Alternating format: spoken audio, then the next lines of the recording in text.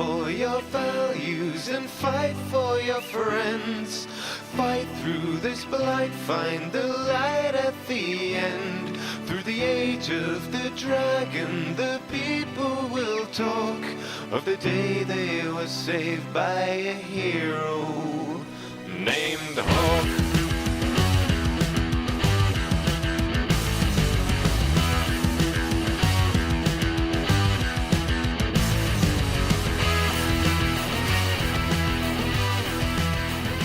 You're listening to Reignite, a podcast about how to realize your dreams. I'm Frankie. And I am at AK Stormageddon. Fainriel returns with a new magical problem. This time, he's stuck in a dream and can't get out.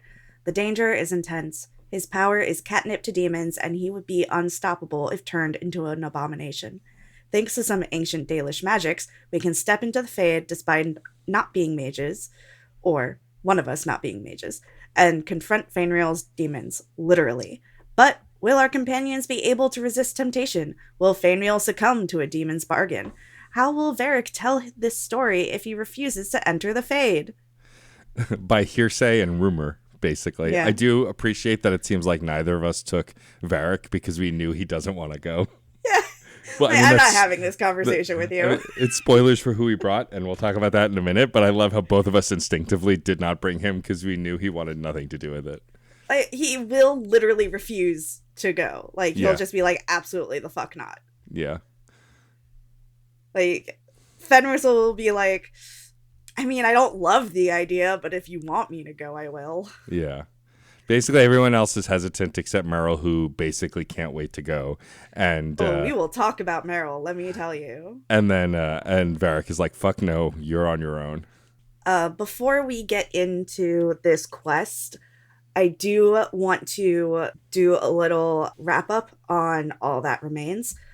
First being that I visited Aveline's office to talk to her because I know that she has condolences to give regarding Leandra's death. And when she says, we haven't spoken about Leandra, how are you? You have the opportunity to be more diplomatic and kind, be a little snarky and brush it off, or be angry, to which I was incredibly angry, which resulted in saying, keep your sympathy. If you were any good, my mother would be alive. Oof. And Aveline doesn't really rise to the bait. Mm-hmm. She just kind of lets you be mad, which I appreciate on one level, because she just kind of looks at you and says, well then. And you can further the fight. You can be like, oh, so you admit it. Or you can just be like, just fucking get mad or something. Like, I need you to have a reaction. And she says something that I don't really appreciate, where she says, cast your blame if you want, but this isn't about me. And I just wanted her to take some accountability for the guards not doing a thorough enough job at Gaspard's house, for not taking, what was his name, Emmerich? Yeah. Not taking Emmerich seriously and pawning him off on Hawk because he was being annoying. Like, you were there when the body parts were found. You knew that this was happening, and you completely dismissed it. Well, not completely dismissed it, but didn't take it as seriously as you should have. And because of that, your friend's mother, someone that you got to know and cared for, is dead now. And, she just doesn't bear any of the guilt. And that makes me really frustrated. Yeah, I mean, I think it has to do with, it can speak to a lot of things, right? She's essentially a member of this world's police force and takes responsibility for her job often, but in this moment is we can only do what we can do. And while that is true, I think there are two things here. I think Hawk might be a little unreasonable for blaming her because Hawk is obviously very upset. But on the other hand, Aveline, I think, does owe it to Hawk to take some semblance of responsibility. I think it's both. It can be both, right? I think ultimately, obviously, Hawk is in a lot of pain, and Hawk is going to blame a lot of folks because Hawk couldn't do enough. And it's not Hawk's fault either per se, but like Hawk is blaming themselves, and so they are going to lash out. But also, you're correct. Aveline is important to the structure of this place, and she could have done more, taken things more seriously. Now, also, neither of you have done this job as guard captain. We have no idea the kind of stuff she's seeing day to day, but I do think it's an interesting interaction to have. And while as the player, as Hawk would feel frustrated, I think as a player of the game, narratively, it's an interesting thing to include, right? To make this point of conflict, especially since characters can have rivalry with you and eventually Yes. strongly dislike you. I now have more rivalry with Aveline because I was angry about it. And obviously, you're right. Aveline is not directly at fault. I just feel Right. that she did contribute to it getting Right. worse. And I think this feeds into the narrative that Aveline's concern is not necessarily with the people. Right. It's with the guards. Right. And I don't think that a person who doesn't care as much about the people should be captain of the guard. Agreed.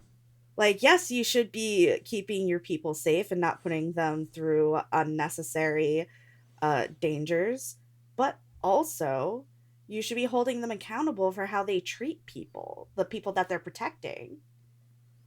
And I don't feel like Aveline is doing that. If only there were a real world parallel about this exact problem. Yep. Anyway, so that's the Aveline thing, and I just want to talk about why I chose to do the whole All That Remains arc as a true crime podcast. On one level, I thought it was a fun tone to give to the narrative because true crime is a huge genre. It's very identifiable. There's hit TV shows based on true crime.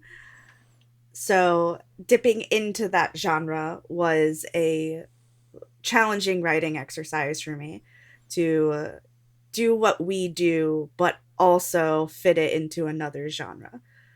At the same time, it also had to do with the concept of murder as entertainment and wanting it to be more than that, for it to be a commentary on the reality of violence against women. And even though I'm non-binary, as you are, I am femme-presenting, and I'm often perceived as a woman by strangers. You know, when I was 20, I had a stalker who was an older man who didn't seem to speak much English. You probably remember this. Vaguely.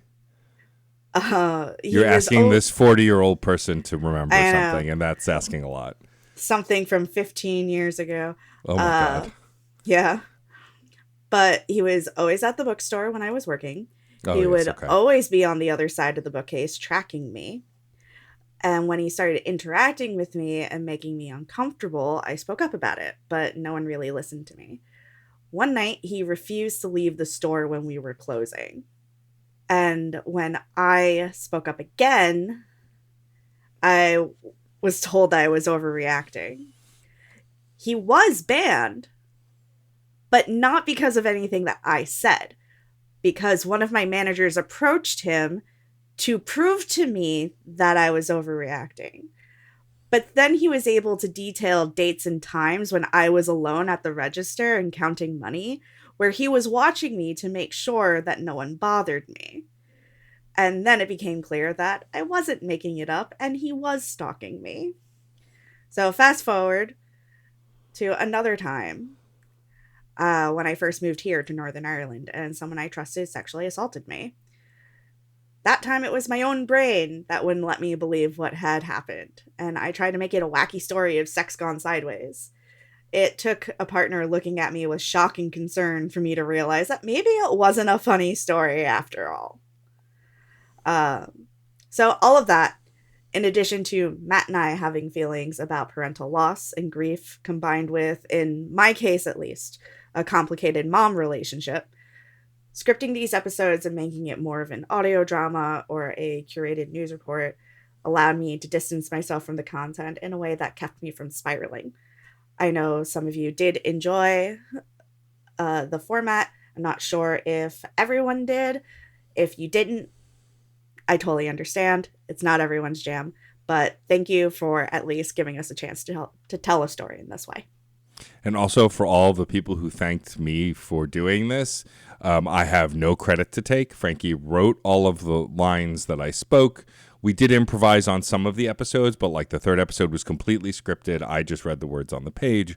It was a lot of fun to be a part of. And if you're interested in us doing other genre mashups of podcasts or other things to parody on this show, we would love to do it. Frankie and I have toyed with that idea before.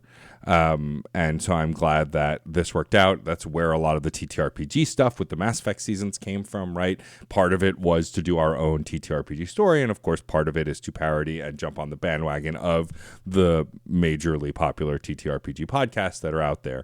And so we love mixing genres with this, especially since it's been harder to have guests with Frankie overseas. It's just we have one set recording time and either folks can join us or they can't.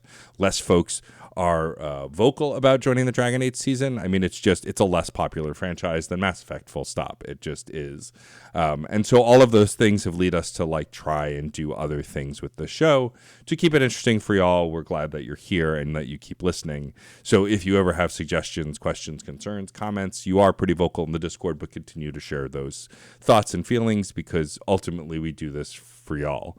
I mean, we do it for the fun of it too, but we do it for y'all, right? We would probably still scream into the void even if we didn't have microphones, but it's nice to share these stories with other folks as well. I have a sore throat. I'm not doing any screaming today. Yes, that's fair. But yeah, I just wanted to kind of put a cap on that and move us forward into Night Terrors, where we find out that Fainriel is stuck in the Fade.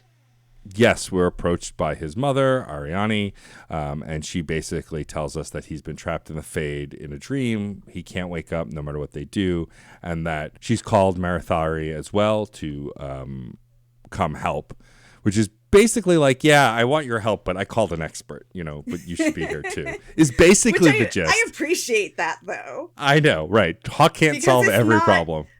It's not like, hey, I have a problem and you're the guy who fixes things, so... Right. I mean, I trust you to be there to support me, but also an expert is on the way, so it's not all on you. Yeah.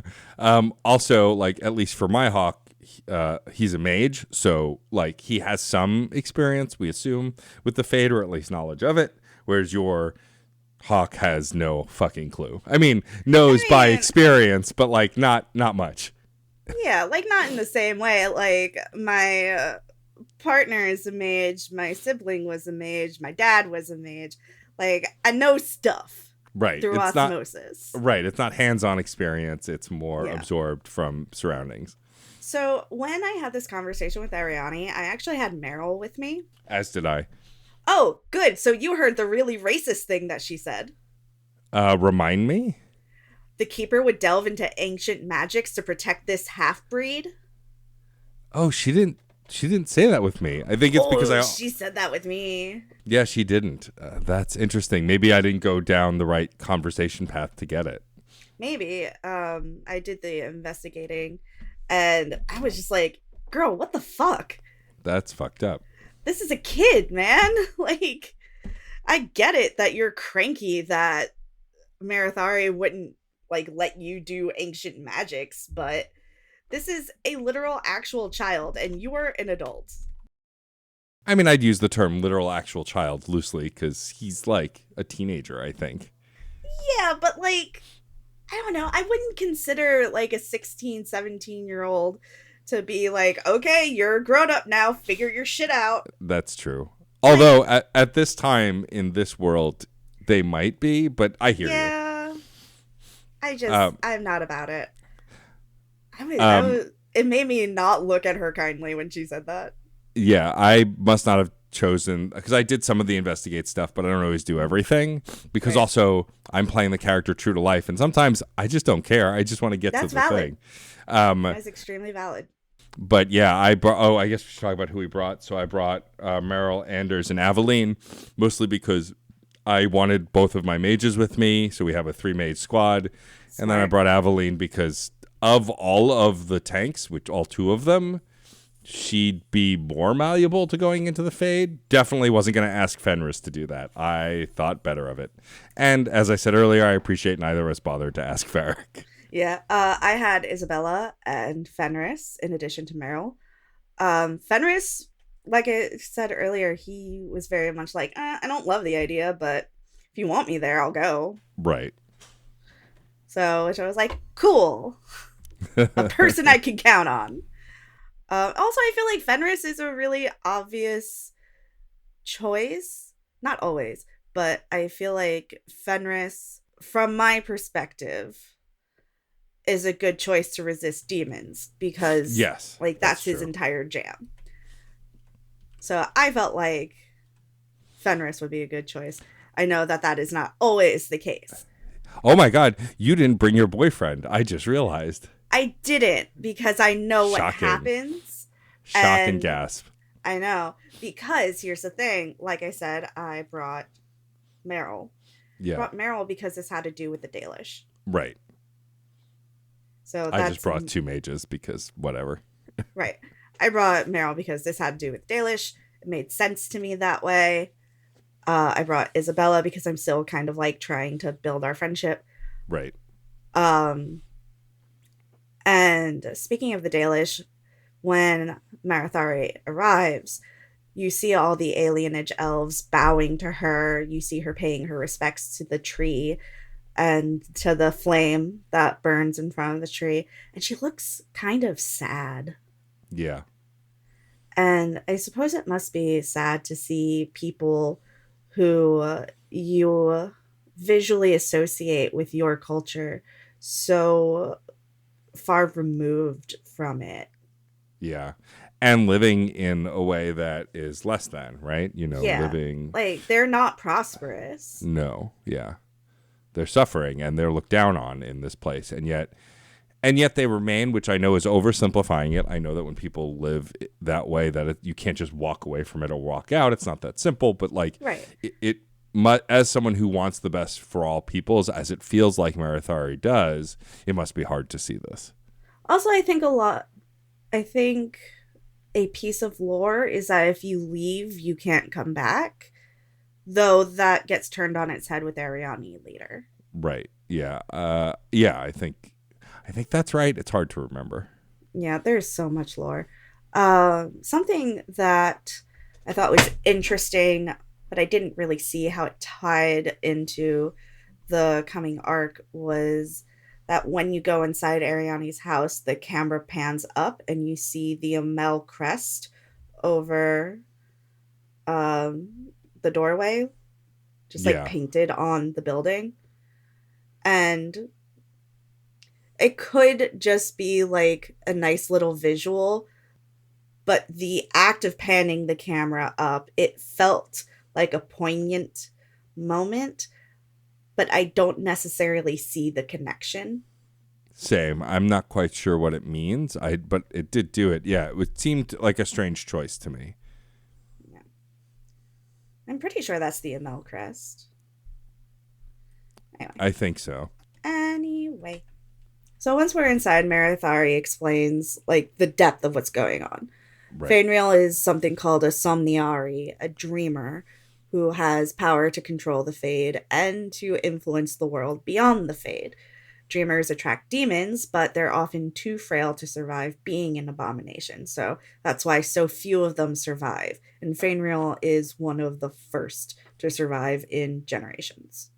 Yeah, and he is probably one of the more powerful mages Marathari has seen in a long time. And after we get this information from her, she pulls Hawk aside to say that if he turns into an abomination, he could be the most destructive force possibly ever, and that we have to promise to kill him if he does that in the Fade so he doesn't transform. And you have a choice here to either say that you understand or that you can't do it.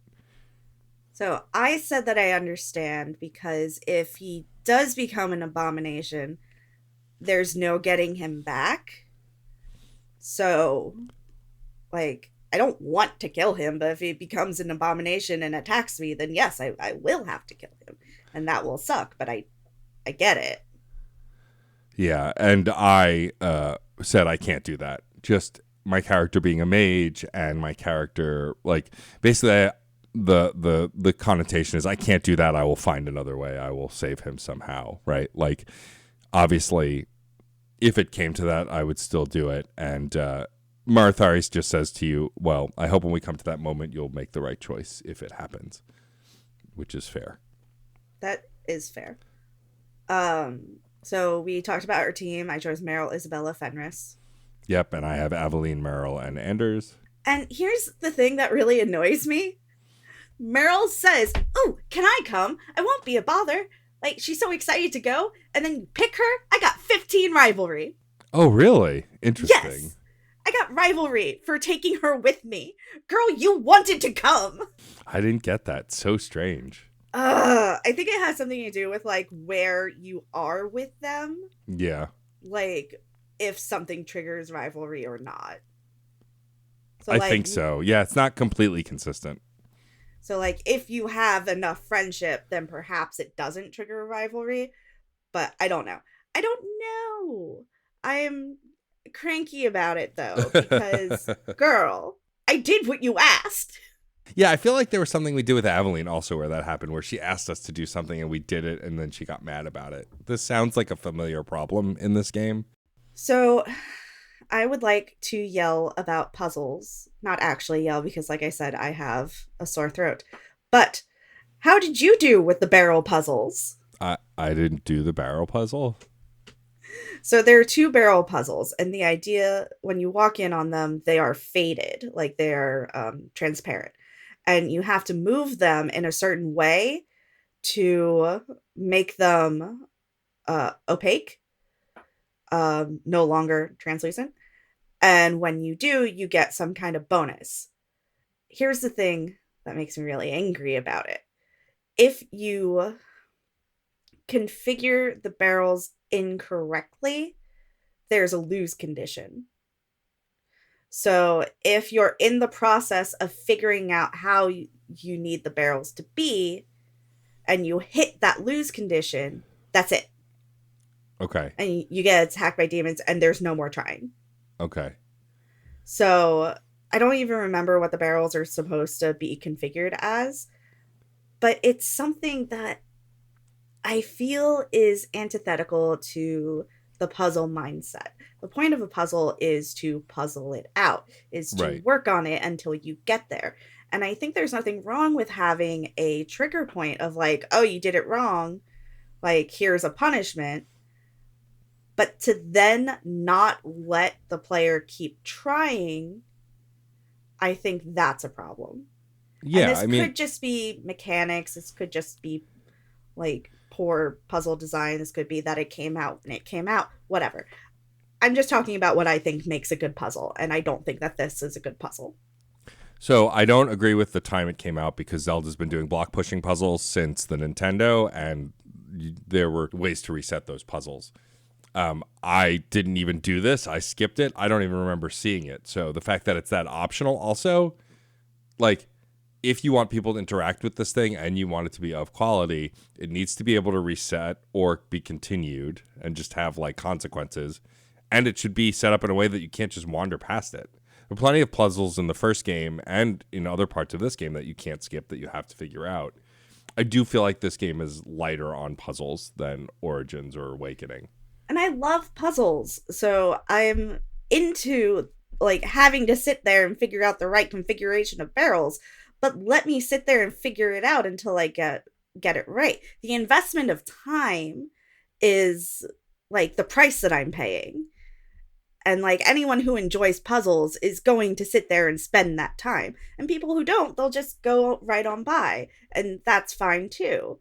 You know, it's not like a vital item that you get from solving this. It's like a +1 attribute point or something like that.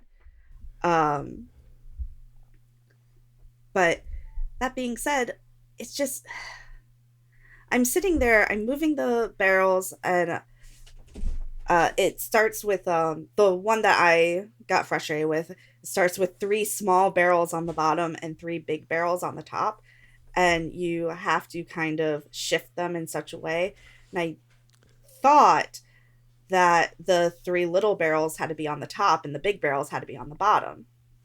But as I was moving them and rotating them, the barrels hit a point and the game was like, oh, you triggered a demon attack. I got attacked by demons, and then I couldn't move the barrels anymore.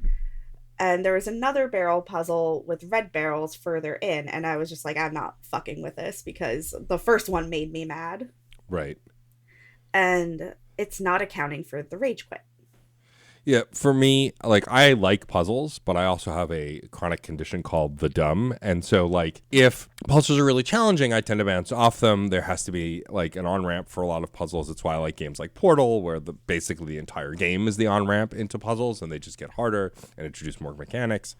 But also, if there's a game with puzzles, but it doesn't make you stop to do it, I'm not going to voluntarily do it. I'm going to move on.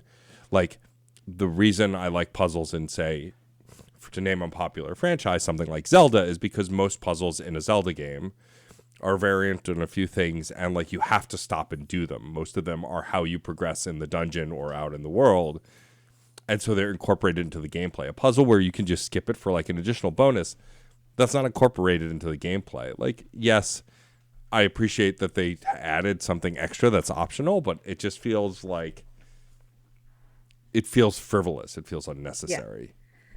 The puzzles were often side rooms, and I feel that the puzzles should have been more front and center, and solving the puzzles should have unlocked the side rooms. Agreed. And then the reward was in the side rooms. But it's neither here nor there. It's not like they can fix it. I'm just complaining to complain. Yeah. Look, I love puzzles. I do logic puzzles for fun. Yeah. Like, I have conquered every single Myrtle book. I'm learning bordergrams. I do connections every night at midnight. I do strands every night at midnight. Uh-huh. I have daily Sudokus that I do. Like, I love puzzles. We get it. You're a puzzle nerd. We get it. Yeah, I'm autistic. Yeah. I will say about entering the space, it's interesting if you bring Anders. Anders doesn't speak while you're in here. Justice takes over. Yep. And he is there the whole time, commenting because about you're how, in the Fade. Yeah, and comments on how he has forgotten how much he missed the Fade until he returned. And then, like, so in the first interaction with the sloth demon, basically says, fuck that shit. And you still get to the option of taking Sloth's deal or not. Obviously, neither of us did, because I'm a mage and I hear a demon say, you want to make a deal? And I go, fuck you, die. You wanna make a deal? Yeah, the sloth is like, I have a proposition for you. Will you hear me out? And I'm like, no thanks. Yeah, and so then you fight him. And Meryl kill gets him. angry at you. Yes. Like, why are you so mean to our demon friends? Yeah. Girl, Enough. the fuck you want me to do? Yeah. Yeah, I just said no deal. Easy fight. Yep. Cranky Meryl. Let's hop over to Fanriel's desires. Oh, this had me sad. Yeah, so this is the desire demon, and it involves a conversation. Is this the one that involves his father? Yeah. Yeah, and so it shows his father praising him as a young boy, saying that he truly loves him, and you walk in and are transformed into his mother. And basically it's forming this lie of this desire to be loved by his dad that he obviously wasn't. He was ignored. The happy family he never had. And then you have to interact and convince him that this isn't real, which when you do, he pushes back, and then his dad transforms into a desire demon. And it's at this point that, for me, Aveline was tempted because the desire demon then transformed into Aveline's dead husband. Oh, that's sad. Girl, you have Donick now. Yeah, and basically says, here, you could have me back. We could be together again. I don't ever have to leave. And she, of course, gives in, even though you try and convince her not to. And then you have to fight, then transforms back into the Desire Demon. You have to fight her and the Desire Demon. I feel that Aveline being turned by the appearance of Wesley is doing a disservice to the storyline of Aveline pursuing a relationship with Donnic. Yeah. Because her pursuing a relationship with Donnic is supposed to indicate that she is moving on from that grief. And if she has moved on, then turning down Wesley, I'm not going to say that should be easy, but it shouldn't be like, the temptation shouldn't be such a no-brainer to her. Yeah, I mean, I think part of it also is we have no idea how much she's really moved on or not. That's right? true. She could be putting on a brave face. Also, as someone who's never lost a partner. Donnic. I mean, I do too, but like as someone who has not lost a partner, like I can't even imagine what that grief is like. I make myself cry on the regular imagining it because like stuff that I read or engage with, like will have storylines like that, and I can't stop my brain from being like, what if it was you? And I feel things so deeply. Yeah. I mean, I've had nightmares and stuff about that kind of thing, but either way, yeah. So Aveline is tempted and taken away, and then you fight her and she disappears out of the fade. But for you, you had someone else have this interaction. Yes, it was Isabella. She was tempted by a stiff mainsail, I think is what it was. And Isabella's just like, I like big boats and I cannot lie. An actual quote. Uh-huh. Deeply disappointed in you, Dragon Age 2. Yes. Deeply, deeply disappointed in you. No one can... anytime people talk about Veilguard dialogue being cringe, I just want to point at this. Yeah. And be like, hello? Yeah, totally. Like, maybe you should take off those rose-colored glasses, my friends. Yeah. And I love Dragon Age 2 because it's campy as shit. Yeah. But, like, come on, guys. Yeah, we all have our limits. I like big boats and I cannot lie. You other sailors can't deny. So, yeah, Isabella takes that deal and then attacks, and I was like, stab. Isabella's gone. Yeah, basically. Mine was a giant fireball, but same deal. Yeah. Next up is Fanriel's pride. And we see Fanriel being lauded as the pride of the Dalish. Yeah. And in this room, you walk in transformed into Marithari. I was transformed into Orsino. Oh, no, Orsino. You're right. I'm confusing it with something else. Yes, you're right. You transform into Orsino, which was very strange. Just because up until this point, I don't know that I've interacted with Orsino. Yeah, we haven't really. I think we've seen him in passing. Right. But like we haven't spoken of him, but not interacted with him directly. So it was very interesting. Because at first I just went, who is that? And then I have subtitles on, so it says. But yeah, and so you have to convince Fanriel that this isn't real. He's not being lauded, that he's being tricked. He, of course, fights back and snaps out of it. And then the Pride Demon offers power and the interaction and control of the Fade to Merrill that you would want. And, of course... Scion of the Dalish, savior of elvenkind. And Merrill takes the deal, and then you have to fight the Pride Demon and Merrill. Why was Merrill so hard? Like, why did she have so much health? Oh, I didn't have that much trouble. But again, I have AoE nuking spells, and so that's all I use. She had so much health. I was like, why? Why are you like this? But fortunately, I had Fenris at my side, so that was fine. Yeah. And then after we defeat Merrill, she disappears, and we still have Fenris. So back into the center where we fought the Sloth Demon, and Fanriel is losing his shit. You still have Fenris. I still have Justice. Yes, you still have Justice. Poor Fanriel. He hears nothing but nightmares, and he asks for us to help him die. He can't remember why he was afraid of being tranquil, and he's begging for death. I had some difficulty making my decision on this one because I am someone who believes that if you know, like, remember the scenario with the serial killer Yeah. and the one that was like begging for death, Yeah. and like, and Fenris saying, like, give him what he asks for. Like, Yeah. he knows that he's not going to be able to beat this. So, like, scenarios like that, I can see, like, why it is important to honor that request. But I feel like Fainriel, he's so young. You know, he's resisting the demons. Yeah. And he just needs help. Yeah, I don't remember. Does he mention to Vinter before this conversation or after you choose to help him? After you choose to help him. Okay. That's what I was struggling to remember. Yeah. After some debate, I decided not to kill him because I do think that being made tranquil is worse than death. Yeah, no, I also, as playing as a mage, being in the Fade with Justice, I refused. I said that there has to be another way. And that's when the suggestion of Tevinter, where the most powerful mages live, might be able to help him rein in whatever this is and help him regain control. So I refused to do it.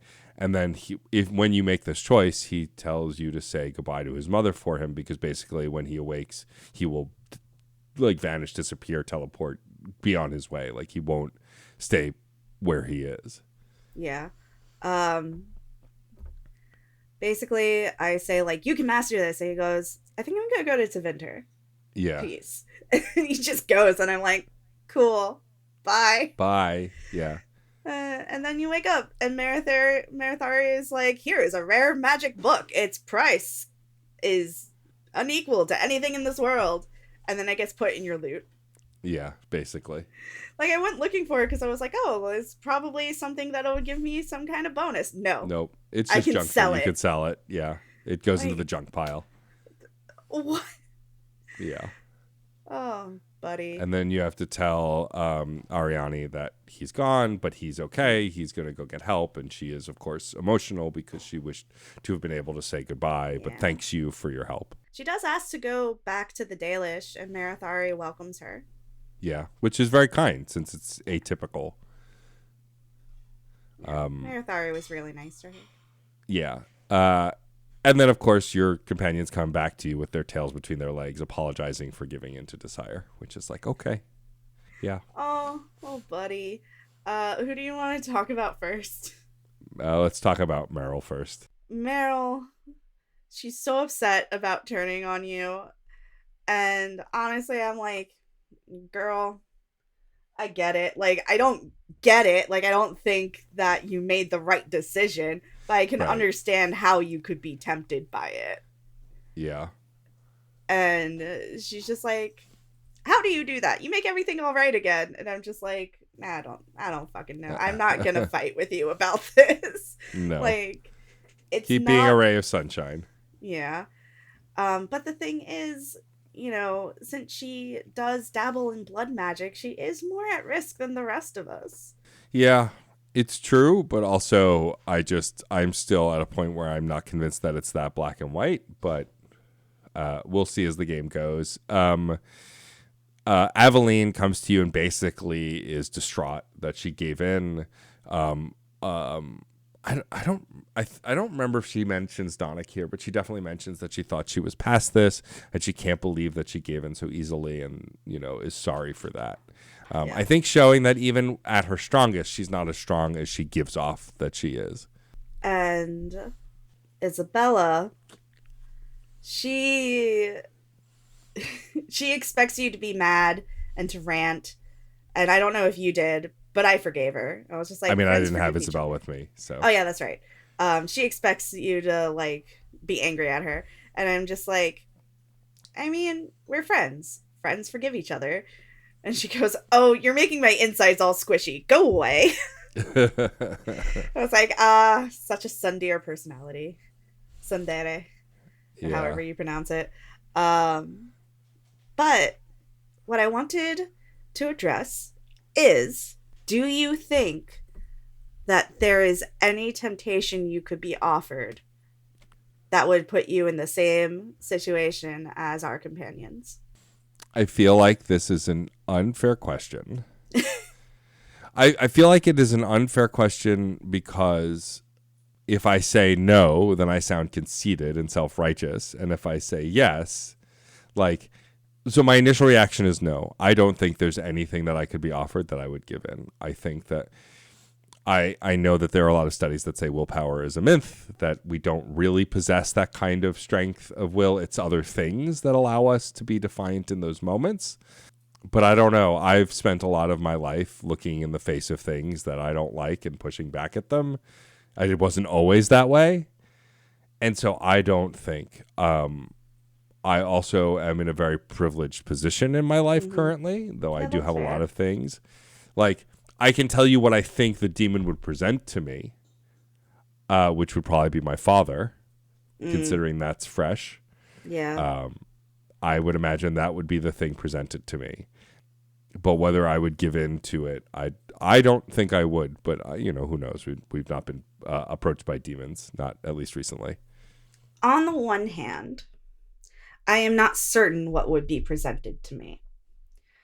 I do know that there are scenarios where if I were to be in them, I would cave. Like, for example, if I were in Aveline's place. Right, same. Absolutely. Like, that is without a doubt. If the offer was my spouse or one of my partners, that is probably something that would definitely bring me to the edge of temptation. Yeah. But now in the life that I live, probably I would be more susceptible to pride, I think. Yeah. And I think what would be on offer would probably be like my PhD being completed, being published. Right. Living a safe and comfortable life. Right. And would I fall for that? I don't know. Maybe. Yeah. I'm not gonna fall for your shit. Fucking stop it. What do you... Sorry, the boy is being a criminal. I mean, it's a cat. Cats are always criminals. He's being worse of a criminal than the others. He is a shoplifter. Are you gonna try and pick that up? He did just try and pick up a glass candle.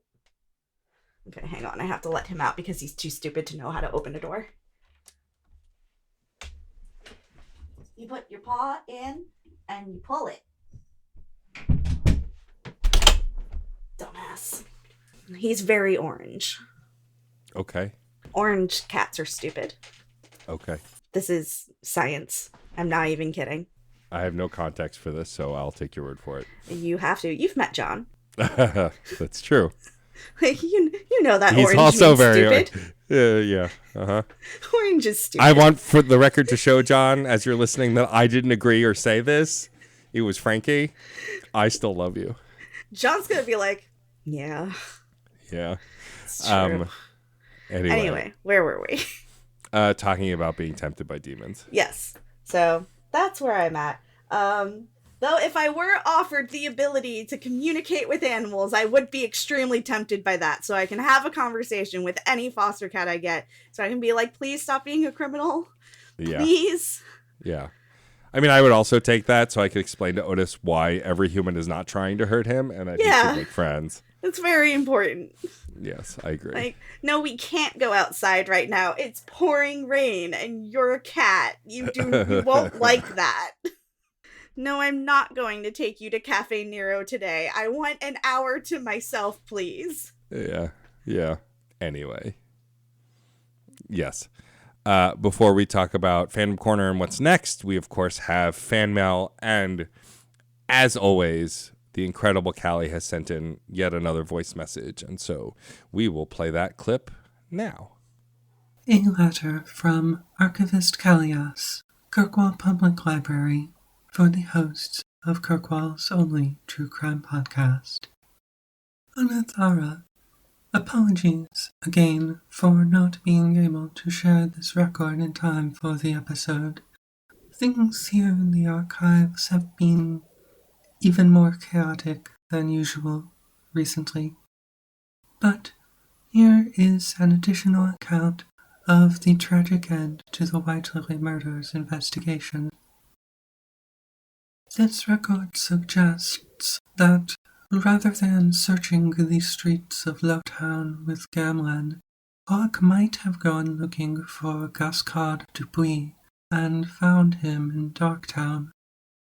There, Gascard told them that Alessa, the woman he had abducted previously, was captured by the killer not long ago, and he offered to use her blood to track her. Aveline objected, insisting her people would handle it. The notes state bluntly that, given the record of this case, Hawke had no confidence they could, and since Hawke had no fear of blood magic, they accepted Gascard's help with no hesitation. When confronting the killer, it seems Gascard revealed that Quentin was his former mentor, and he conveniently had not mentioned that he planned to learn Quentin's necromantic secrets after killing him. When Quentin offered to teach him instead, Hawke apparently intended to persuade Gascard that Quentin was obviously untrustworthy. But Varric put a bolt through his neck first. These notes express that Leandra's eldest child had some negative feelings about how she had sometimes treated them and her apparent favoritism for the twins. There was a distance there that no brief last words could possibly repair. But they did appreciate that she used her last moments to try to comfort them and to tell them she loved and was proud of them. Back at the house, it says here that Meryl tried to comfort Hawke, saying Leandra was in a better place. They remark here that although souls are known to at least sometimes persist in the fade, the thought does nothing to alleviate the loss they felt. That is all I have for now, but if any archived material would be helpful in the future, I would be glad to assist. And, as always, many thanks to you, Frankie and Matt, for taking the time and effort to make Reignite. Enthusiastically, Callias, Archivist, Kirkwall Public Library. P.S. Once again, I leave you with the closing statement of the document, quoted verbatim. For all the scorn Aveline and the Viscount deserve for allowing these murders to happen, let us not forget that stopping killer mages like Quentin is supposedly the reason the Templars exist. If they are so bad at their ostensible purpose, that raises two questions. Why are they allowed to continue existing despite that? And what is their true goal behind the pretense? Sadly, I think we know the answers all too well. We must abolish the disingenuous bastards. Thank you, Callie. As always, we love having you interact.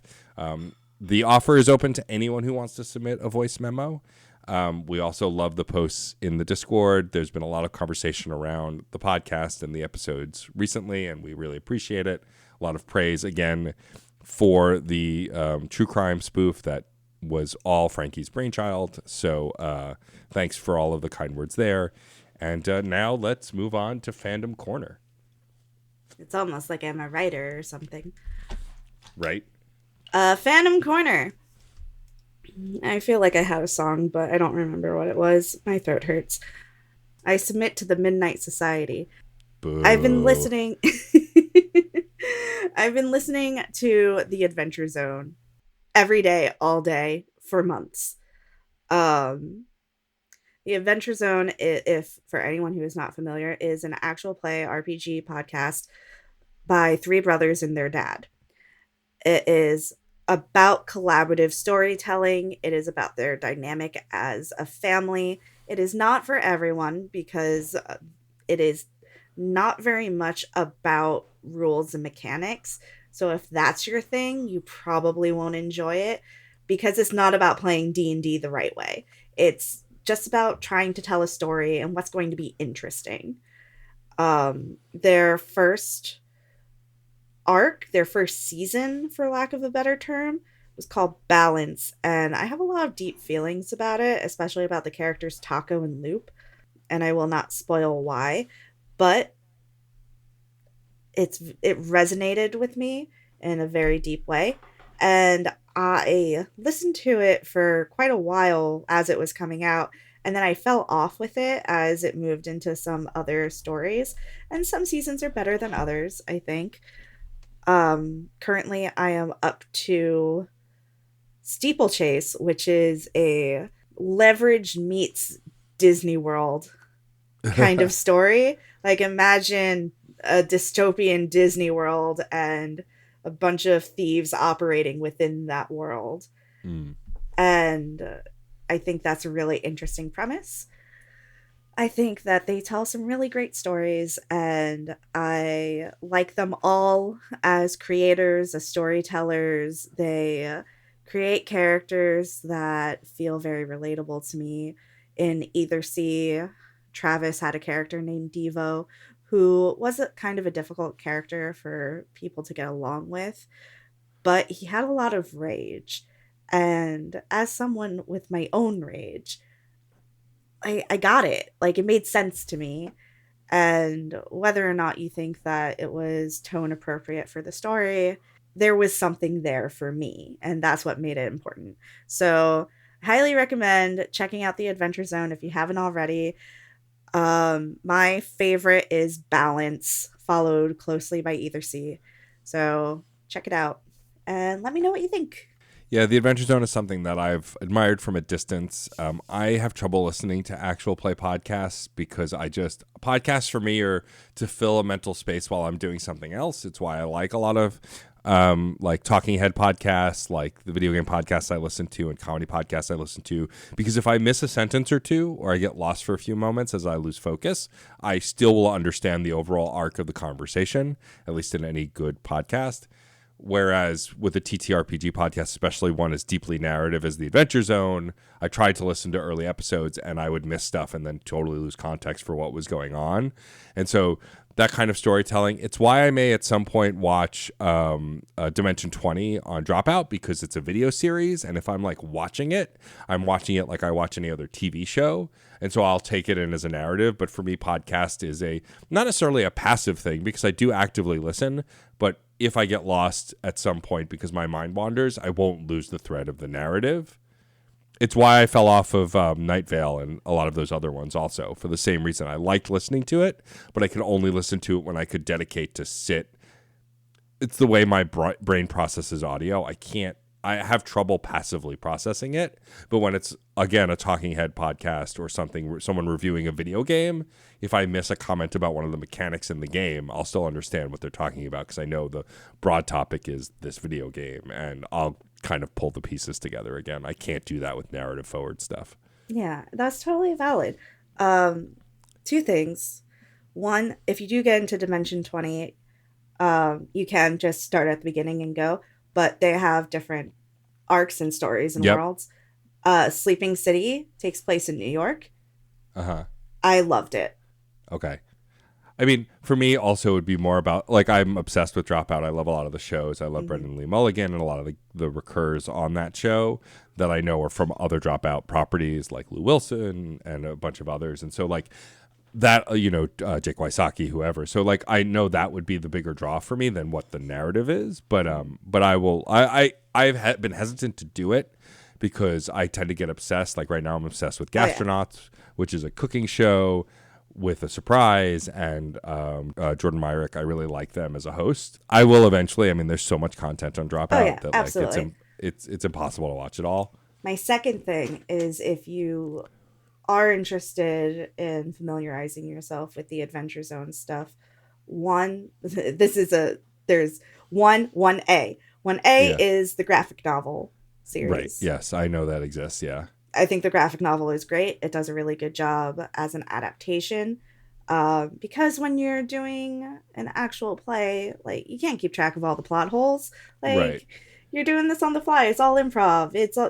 It's all mouth jazz, baby. Right. So when you're translating it to a book, you have to close up those plot holes and you have to make the consistency like streamlined. Like it has to make sense. It has to be a Right. narrative. So their father, Clint McElroy, has experience writing in comics. So he went through the podcast and he cleaned it up some with Right. the amazing work of Carrie Peach. And you know, it's wonderful. So if you are interested in engaging with the story, but the podcast isn't going to do it for you, I do recommend doing the graphic novel. I think it's great.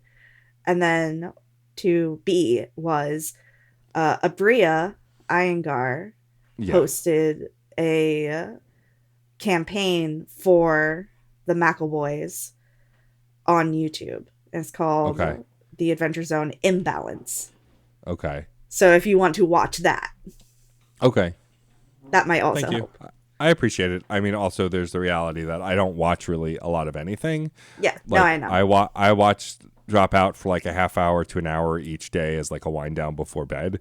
Most of my free time is, if I'm going to engage in a narrative, is likely going to be through a video game.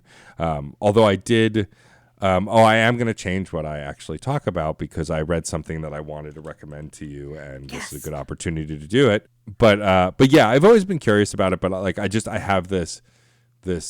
I keep TTRPG podcasts and TV shows at arm's length because I haven't enjoyed them in the past because of how my brain processes it. But because Critical Role is another one that everyone tells me I like, and I love a lot of the cast on that. But before we move on to what I brought, I also want to mention you did at one point say they don't play D&D the right way. I want to posit that there's no wrong way to play D&D. Oh no, I agree and which with I know. you. That I know. comment was for rules lawyers. I know. Yeah. Like that's the thing that I always want to say. And I know you know that, but mostly for the listeners, there is no wrong way to play There's D&D. no wrong way. Like Like the who rules the fuck cares? the rules are a guideline. You could play D&D without any of the rules. You could All play right, D&D. Barbosa. You could play that's a reference that most youngins won't even get. Do you think youngins listen to our podcast? That's a good point. But like you can play D&D without any of the rules. You could just make up the story, right? Like they are guidelines to get you through the process of telling stories together. But like there is no wrong way to do it. There are tons of mods and add-ons and additions and fan versions. Like if you want to play D&D, look up. There's a conversation between Deborah Ann Wall is on a podcast talking about D&D with the host who is not a huge D&D player, and like they just do a little role play storytelling back and forth. She asks questions and then goes, "You just played D&D," and it kind of blows his mind because he has had no experience with it. And so I love that kind of stuff. And so, yeah, if you want to play a D&D, just play it. Find a friend, buy a book, and dive in and just like write a story together. There are also lots of other role-playing games that are not D&D, Of course, absolutely. and like those are just as valid, and Yes. they all have something different to offer. Like Lasers and Feelings is a one-page RPG that has one stat that you have to manage. That's it.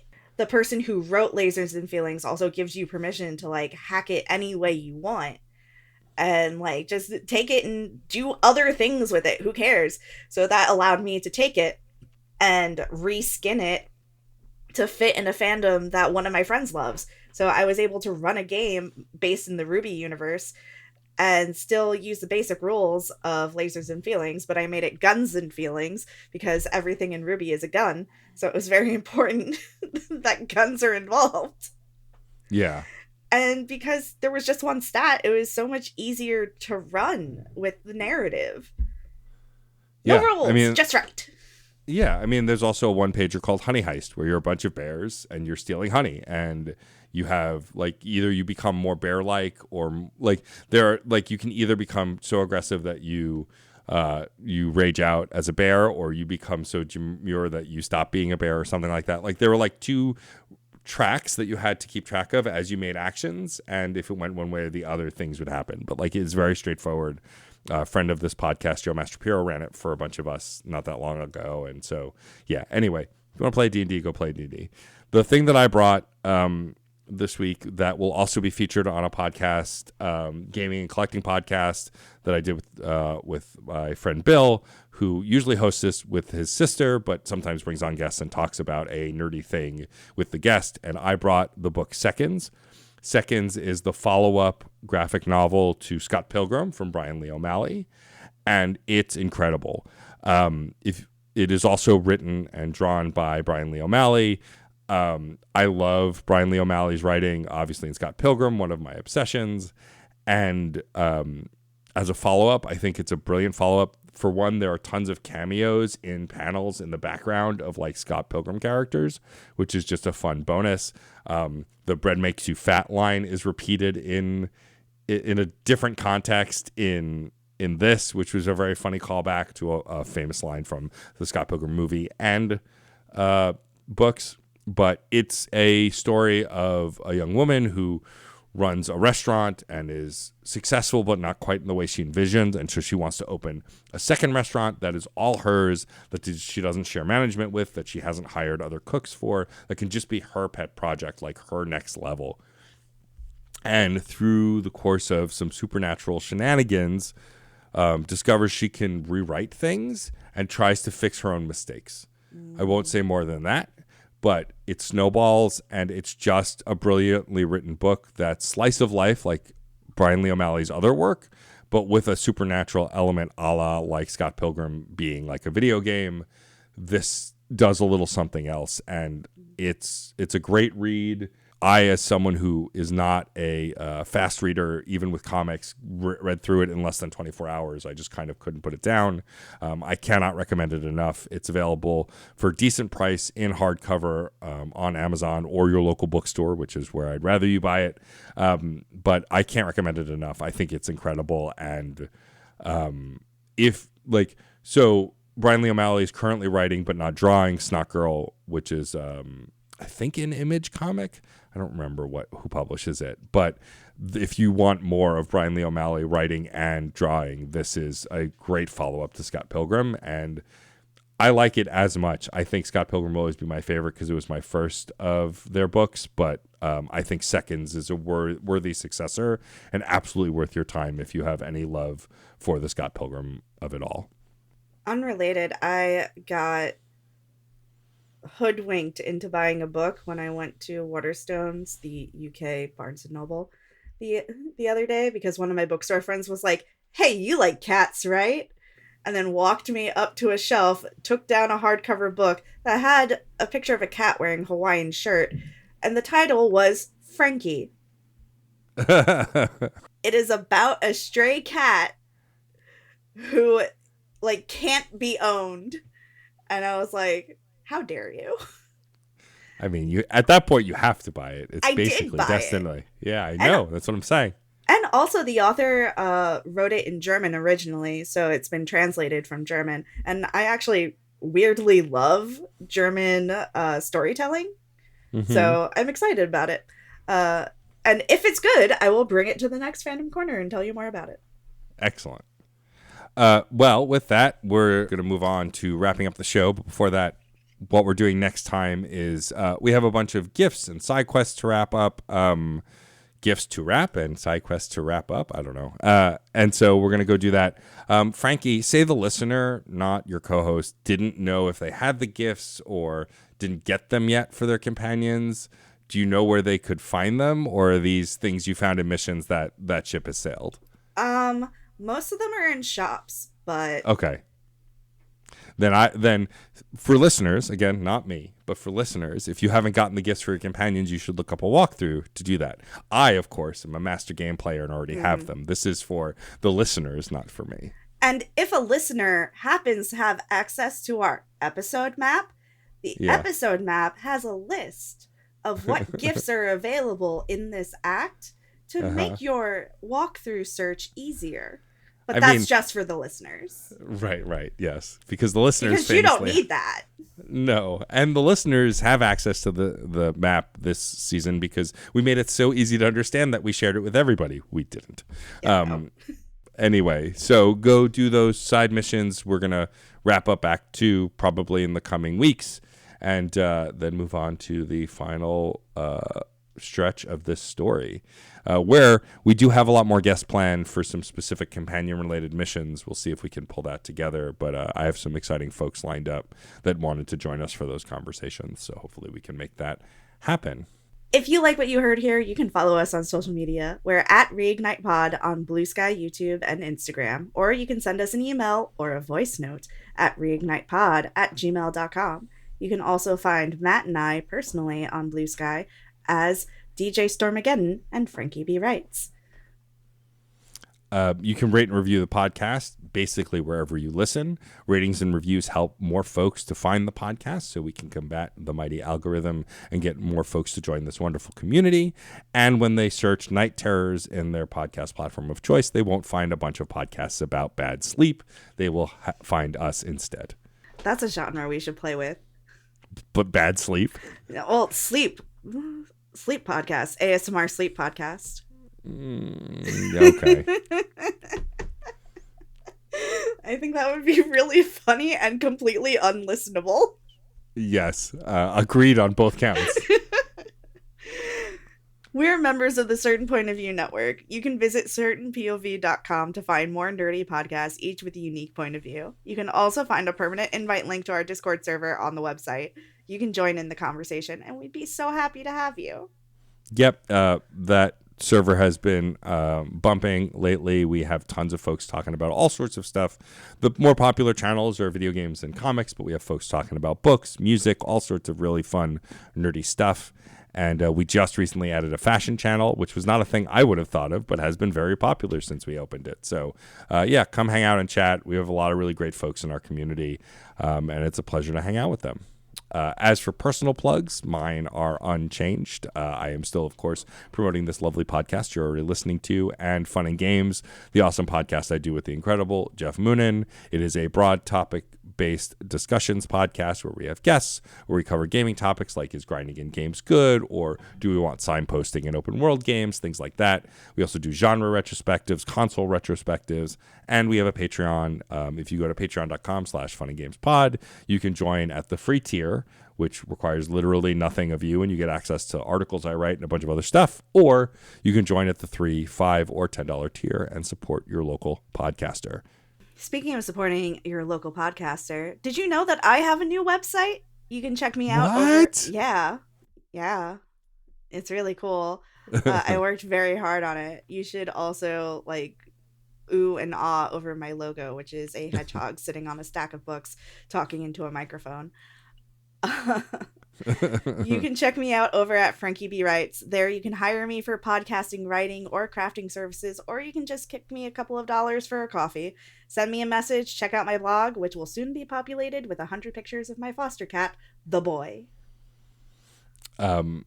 It was only a matter of time till you named a cat the boy, since you basically called every cat the boy for a period of time. But it's still I don't weird. like his government name. That's fair. You don't have to out his government name here. No. That should remain private.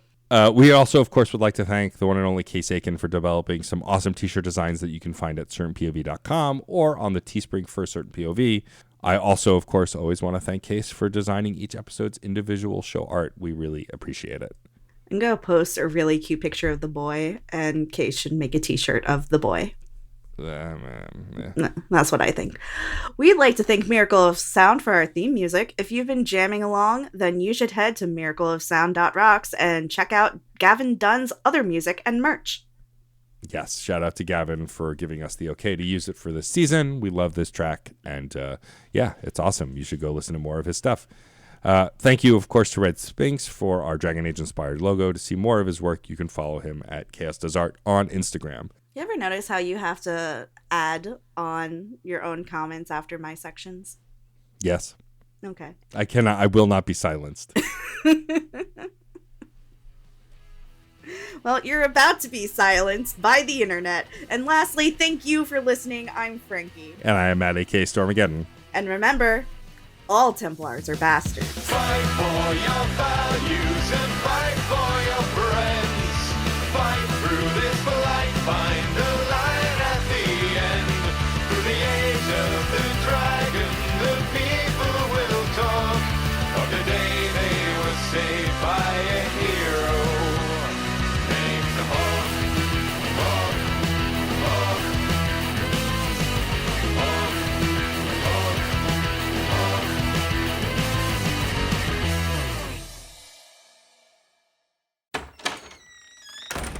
Hey, Oh, hey, Jeff. what's going on, guys? Oh, talking about Superman. Oh, cool. I could talk about Superman. I could talk some more about Superman. We know. I'll bet a few people would want to get in on this. I'm down. You know it. That sounds like fun. I'll do it. Cool, let's do it. We can call the show Men of Steel. And you can find it at certainpov.com. Or wherever you get your podcasts. Yay.